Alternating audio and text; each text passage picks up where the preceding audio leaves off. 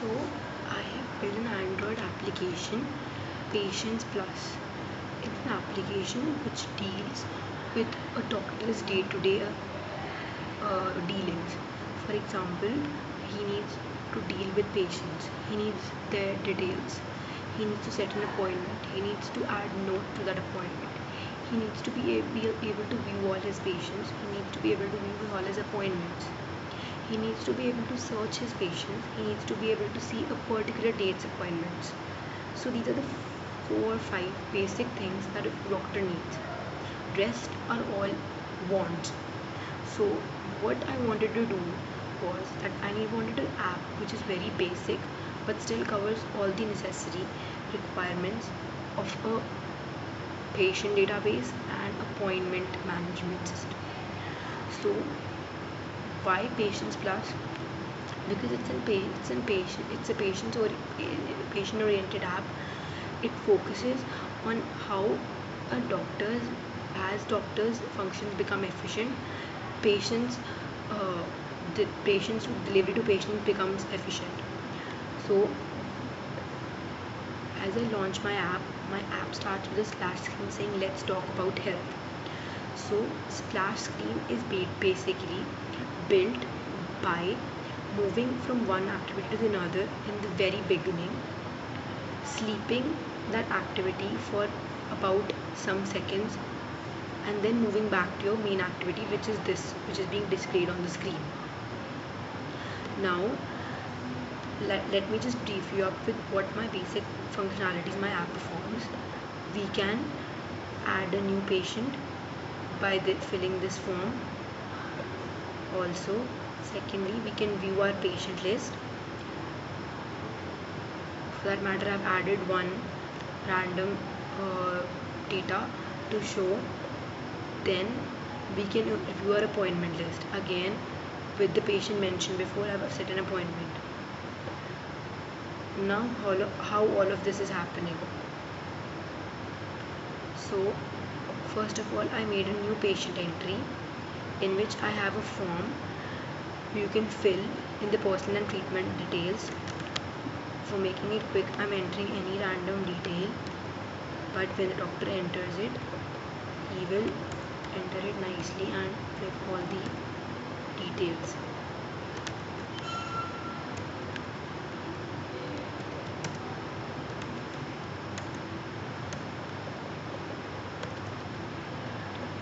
So as soon as I press submit, this data gets stored in one of my tables in the database that is called the patient table. So these are the various columns that the patient table contains. Now I've pressed submit, so my patient entries have been added as it displays. Now furthermore, one more thing is that see the patient list displays all the contents of my patient table. The patient list is a custom list in which I have added 2 list items, that is the name and the diagnosis of the patient performed. Now one more thing that I want to show you is that if at all a person tries to enter only some information and leaves the rest information in the form and presses submit,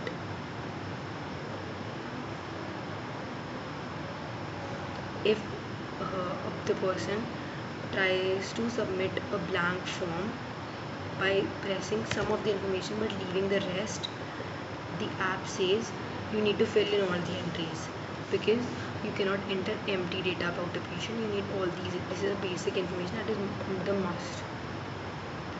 Next, we go to a patient list. Now as told before, it's a custom list in which I have decided to put 2 data items, name and diagnosis. Now another option that we have in the list is that we can search for a particular patient in the list.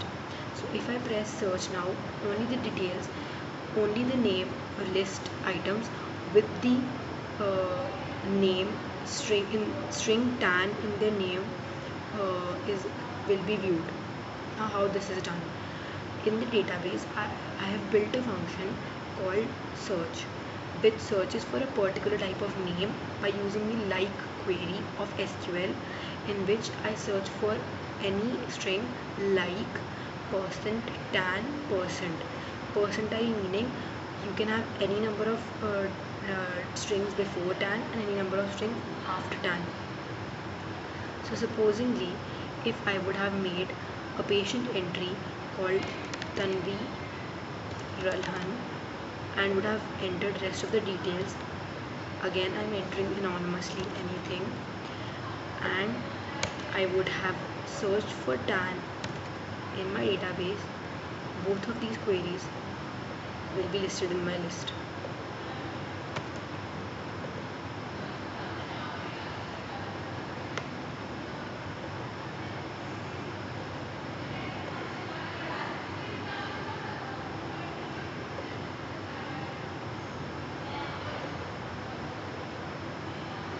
So now I have another. Now when I press tan and search, two things are displayed. So now two items are being retrieved from my table tan. Now furthermore, I can click on any one of the items and go on to the details of that patient. Now here all the details are mentioned. Now in this activity I have four options. Either I can edit the details. In the edit details, and window opens which uses the edit text box. I can edit my patient details. Supposingly I think that I get to know that the patient is age 34. I change the age. I can change any other column and press submit. Now when I view the same patient, the age is displayed as 34. Here I am using the updation function. In this, the update query is used to change the entries of the table row, where we use the query update. Now when we use, now what we can do is we can delete the patient entry. Here it will ask whether or not to delete the patient entry. Are you sure? So if I press no, it will come back to my activity. But if I'm sure that I want to delete the patient entry, I can press yes and my patient entry will be deleted. And I will be redirected to my patient list, wherein I will no longer have the patient entry which has been deleted. Further, if I want to set an appointment, I can press set appointment. Here I'll be displayed with the patient name and the diagnosis of the particular patient that I clicked on. I can set the date of the appointment. Suppose it's 7th of August, and simultaneously the time, which you can see is a 24-hour clock. So if I set 5 here, it will show 17 there. Now adding notes. Why do we need to add notes? A doctor needs to know what the appointment is about. Suppose it's about medication. So I add medication to the notes and add this appointment to my list. Now it will say that appointment has been set. Now as we will see that when we go on the appointment list, this appointment will appear there. I have an option on my first screen of the appointment list, so that appointment has appeared. So in this list view, I am viewing the items of my table appointments, and again this is a custom view in which only the name of the patient and the appointment date is being displayed. To further view the details of the appointment, I can click on the appointment and view the details of the appointment. Now I can also delete, again using the delete query from the from the appointments list. It will again ask me whether I want to delete or not. So I don't want to delete. I just wanted to show it to you. So now I want to see whether or how many appointments does my patient have, and what are the timings of these appointments. So I can press view all. So here is only one appointment. I can view the details of the appointment by clicking on that particular item, and hence again we will be opened by the appointment details, and we can either delete the appointment or we can just view the appointment. Now that you have an overview of how the app is running, I would like to give you some technical details. So in the first, new patient, it's a simple usage of database. But when we go to the patient list, it's the use of custom list view, and here is like query as I told before. But from here, as soon as I click on my item of the list, my patient ID gets selected. Now from here, I have used the option of Android shared preferences. Now when we move from one activity to another and we want to pass data, we use intent for that. But passing the patient ID from one activity to another, every time we would shift an activity, becomes a tedious job. So here I have used shared preferences, in which I can make a constant string PID and save my patient ID in that, and whenever I want it, I can access it using my shared preferences object and the constant string PID. Similarly, whenever I've clicked on my patient appointment list option, as soon as I click on it, my appointment ID becomes a shared preference string EID and is passed along, and hence the details are printed using that, not by using intent. Rest all the things are done using database queries: delete, update, add, and yes, this is it. Now talking about the GUI. Now I have added date picker and time picker for the set appointment option. Here when I click on this is the date picker dialog box.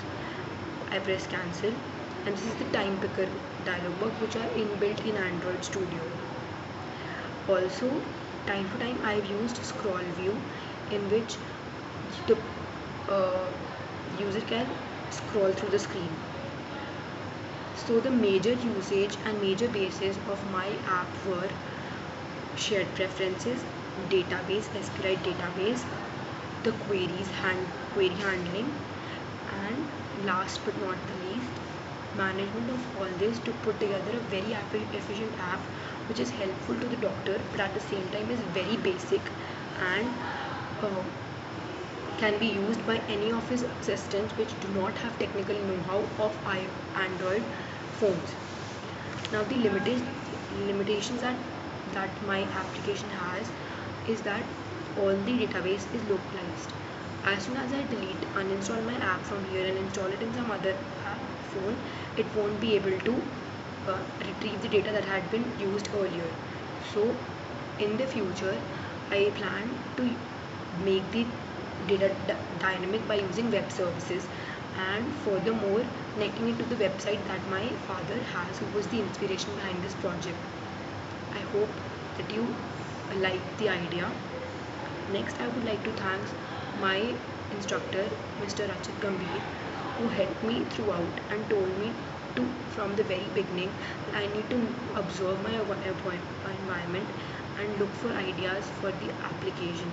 And that is when I came across the idea that I can actually help my own dad building a patient database system and an appointment management system. Next, I hope that this application is helpful to my dad and is able to meet two basic requirements: patient handling and time management of by appointment handling. Thank you so much.